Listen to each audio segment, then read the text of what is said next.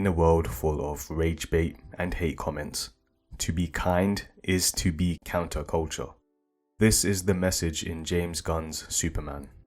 There's a moment in the movie where Lois thinks it's silly that Superman would consider himself to be punk rock, mostly because he's always trusting of others, always hopeful and optimistic. But Superman replies, maybe that's the real punk rock. So how did we get to the point where this blue Boy Scout became a symbol of punk rock? A genre of music known for its edgy and angsty lyrics.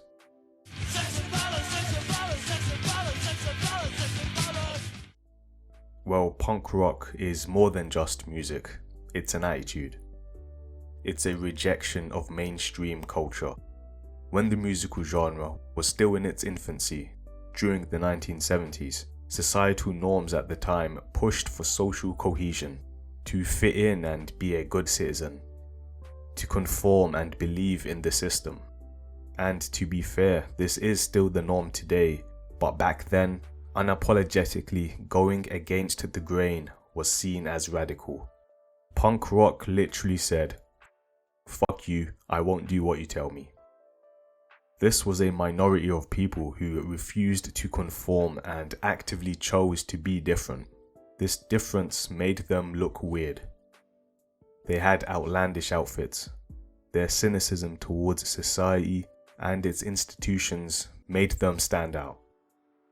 Fast forward to 2025 and everyone is cynical. And in this world of negativity, there is a man with an outlandish outfit whose optimism and hope makes him stand out.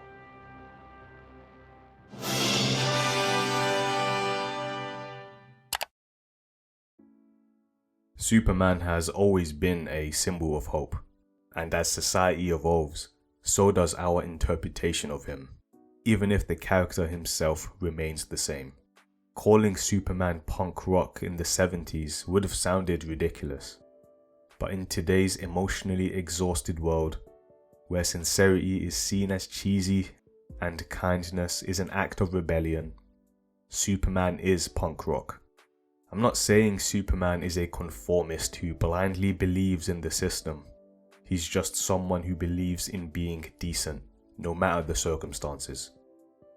When I say we live in a cynical society, I'm of course talking about the nihilism, the economic dread, the crumbling trust in governments, the never-ending wars. It's made us disillusioned with life itself. Social media has only amplified the overall negativity. In fact, it's now even being used as a monetization strategy.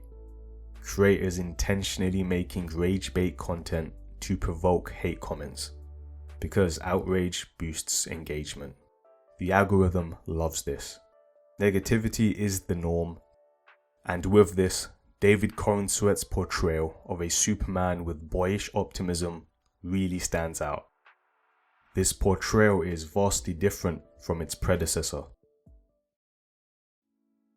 In 2013, Man of Steel is released and we are introduced to a Superman who was less a savior and more a man burdened by choice, questioning how and when to use his powers.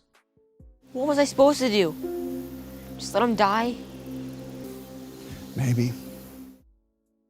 This darker portrayal was heavily influenced by the massive success of Christopher Nolan's Dark Knight trilogy. Gritty realism and moral complexity worked perfectly for Batman, a man with no superpowers, driven by nothing but trauma and vengeance. Someone who could easily exist in the real world. But these characteristics don't suit a happy-go-lucky farm boy born on another planet. Cynicism gets mistaken for realism all the time, and Man of Steel leaned into that mistake too hard. His hope was replaced by wariness. His bright blue suit became muted, the red trunks gone. This was a Superman who wanted to be taken seriously. But in this attempt to appear serious, the core of the character is lost. We already live in a skeptical, divided world. We're surrounded by fear and mistrust. So when Superman is portrayed as just as lost and uncertain as the rest of us, he stops being Superman. He's no longer a symbol of what we could be, just a reflection of what we already are. David Corenswet's Superman is the complete opposite of this. In the new DC universe, the world is already inhabited by superheroes and meta-humans. It's not Superman's powers that make him extraordinary. It's his unshakable belief in goodness. The kind of belief that's now seen as corny or outdated. In a cynical world, that kind of idealism isn't naive, it's radical. And that's what makes this Superman a punk rock icon. And I can't talk about the new Superman film without mentioning the GOAT of superhero movies, Richard Donner's Superman starring Christopher Reeve. Although I wouldn't call this version of the character punk rock, it is revolutionary in a different way.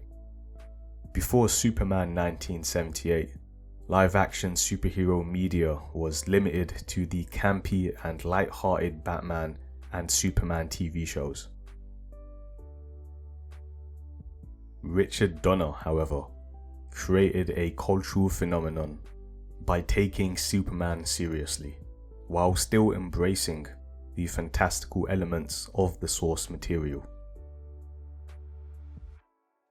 But more importantly, the movie arrived at a time when the Vietnam War and Watergate scandal left the public with a disillusionment and distrust towards the American government. Christopher Reeve's portrayal of Superman had so much sincerity and compassion that he truly became a beacon of hope during this bleak time. And I believe David Corenswet's Superman is having a similar effect today. We all see what's going on in the world right now. Some people may argue that movies like Superman are just a distraction from the atrocities and corruption happening. But there is something so moving about a guy who stays hopeful and just wants to do the right thing, even when the world is crumbling.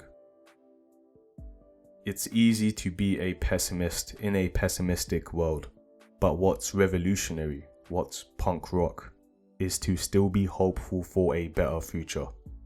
And that's what the man of tomorrow represents.